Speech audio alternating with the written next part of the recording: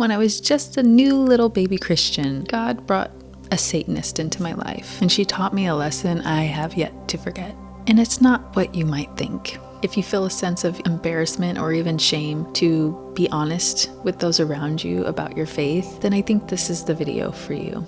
I've had many jobs in my life, but at this time I was working at a cell phone company, and so I was a cell phone sales rep. This store that I worked in had glass windows, so the entire front of the store was just glass. On this day, I happened to be working at the desk that was closest to the window, and so this customer pulls up. We had parking in the front of the store, and she backed her way into the parking space.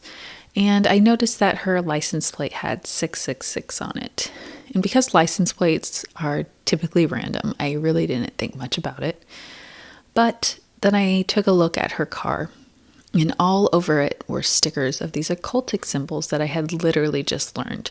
Talk about God's perfect timing. I had just spent recent weeks going down the rabbit trail on YouTube about occultic symbols in the music industry and how a lot of these symbols are purposely put into music videos and all of that. And so I took a deep dive. I went down that rabbit trail quite deep. So I saw this license plate and all of these stickers on this woman's car. I knew exactly what they were, and it clicked. She probably, most definitely, changed her license plate on purpose. All right, and so she walks in the store. I'm with a customer, so I wasn't able to help her. So my coworker and I welcome her in, and he asks how he can help her, and she said she was coming in to change her phone number. And that's cool, people do that every day. So he called tech support and he was on the phone.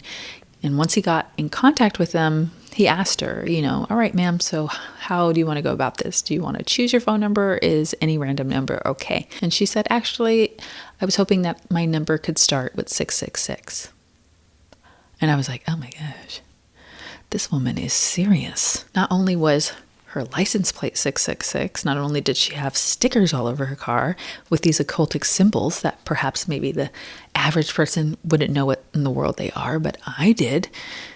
And now she's coming in to change her phone number to start with 666.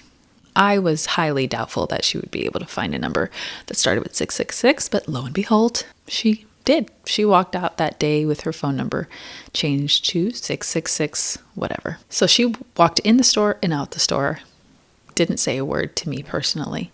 I never had a conversation with her. I never got to know her. And I just want to preface this by saying that the story and me mentioning her is in no way to try to demonize her or to say, ooh. No, because that's not how we should respond to people who don't believe the way we do. All people are made in the image of God and therefore deserving of our respect and dignity. But back to the story. So I never talked to this woman. We never spoke any words to each other, but to this day, almost 15 years later, I remember her, and she taught me something that day. I was seeing all these videos on YouTube, but it's a different thing to see it in person. And to see that somebody, and I forgot to mention, she also had tattoos all over her body of these occultic symbols. This woman was proud, convicted, and determined to mark her entire life with him. From her car to her body to even her phone, so that anyone who called her and anyone she would call from that day forward would know who she served. And I sat there that day as a young Christian who did feel shame, who did feel a little bit of embarrassment to say who I served.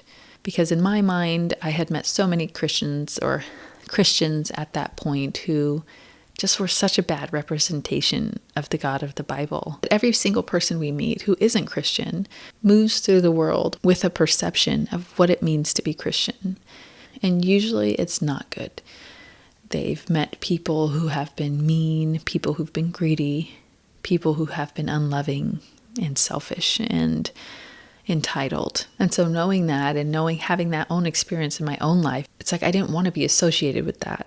And so there was a sense of embarrassment to be known as a Christian at that time because I didn't want to be grouped with those things. But in me doing that, I was sacrificing my opportunity to show them what it really means to be a Christian and who this God actually is. I was putting myself under a lampshade, hiding my light, and denying people the opportunity to actually see it. But meeting this woman, or even just seeing her, encountering her, really spoke into my life that if someone who is openly and knowingly serving the devil, the father of lies, the father of death and chaos, the one who comes to kill, steal, and destroy, why am I ashamed to be known as a Christian? Why am I not that bold? She went out of her way to make sure that every single aspect of her life, that it could be visibly seen, represented the devil. And yet here I was, a Christian, baby and all, who believed in the God of peace, the God of justice, the God of love and light, mercy and grace. And it was I that was ashamed and embarrassed. And so for the last 15 years, whenever I have those feelings of shame and wanting to put myself under a lampshade so that people don't have to know and I don't have to deal with those preconceived notions and those negative connotations of what it means to be a Christian, I remind myself of that woman. She comes to my mind involuntarily at this point. Her and I have become good friends. And she reminds me that I have nothing to be ashamed of, that I serve a good God. The woman God used to save me was not that woman. She was another woman.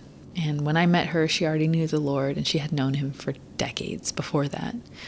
But the thing about her that really drew me to her and that God really used was just her just endless and just confidence in God and her faith in him. And he was just so immersed into who she was that there was no way to talk to her without him coming up.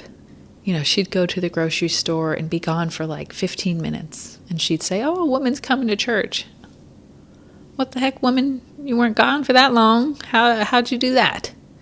And it's just because she just lived authentically. She wasn't ashamed. She wasn't afraid to let people know about God. And if you watch my testimony video, you know, she was a woman who was suffering so much. She lost everything. And yet that faith just was immovable. And to this day, you can't talk to her without her talking about Jesus. And that's my prayer for us, is that we would become so enthralled and just enveloped in the goodness of who he is, that any shame we could feel just can't exist in us anymore, because his light and his love and his goodness just leave it no room. But I hope that brings you some encouragement today, and that you would remember who you serve, that he's good, that he loves you, and that's something to be so proud of. If you like this video, I really hope you would subscribe to my channel, like this video, as it really helps get the word out about my little tiny channel that's struggling to survive right now. But every engagement, every like and subscribe is an encouragement to me to keep going, so I appreciate it. I would love to hear from you in the comments about if you struggle with this and what God has done to perhaps challenge that in your life. But thank you so much for watching, and until next time.